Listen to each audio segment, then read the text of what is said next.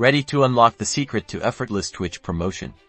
Sharing your channel link is simpler than you think, and it's your key to a bigger audience. First, navigate to your Twitch channel page. You can do this by hovering over your profile icon in the top right corner and selecting channel from the drop-down menu. Once you're on your channel, look up at the address bar in your web browser. This is where your unique Twitch profile link lives. The most straightforward way to copy it is to simply click inside the address bar. This will usually select the entire URL automatically. You can also manually highlight the entire text. Now, right-click on the highlighted URL. A context menu will pop up from this menu. Select Copy.